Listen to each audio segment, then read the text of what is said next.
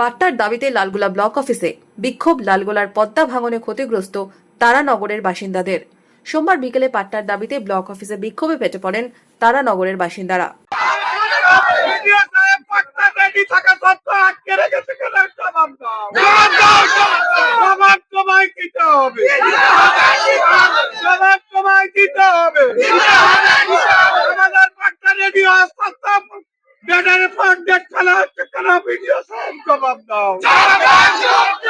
পদ্মা ভাঙনে ক্ষতিগ্রস্ত হয় বহু পরিবার। অভিযোগ, ভাঙন দুর্গতদের জমির পাট্টা দেওয়ার প্রতিশ্রুতি মিললেও সেই পাট্টা এখনো মেলেনি। যদিও লালগোলা পঞ্চায়েত সমিতির বনভূমি কর্মাধ্যক্ষের দাবি, নভেম্বর মাসে সমস্ত পাট্টা নথিপত্র রেডি করা হলেও এখনো তা প্রশাসনিকভাবে দেওয়া হয়নি।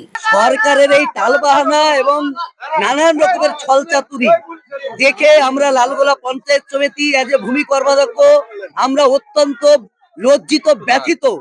আমরা নভেম্বর মাসের 20-25 তারিখ 24 তারিখের মধ্যে সমস্ত পাট্টা সর্বস্তরে লেখে সমস্ত ফাইল করে পড়ে আছে।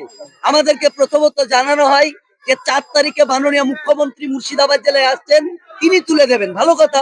তারপরে 4 তারিখ তিনি চলে গেলেন। তারপর থেকে আমরা লাগাতার এসডিও সাহেব, বিডিও সাহেবকে আমি দফায় দফায় বলছি যে এই মানুষগুলো ভয়ঙ্কর খারাপ অবস্থায় পড়ে আছে, পাট্টার সবকিছু রেডি, মানুষগুলোর হাতে তুলে দিয়াতে বাধা কোথায়?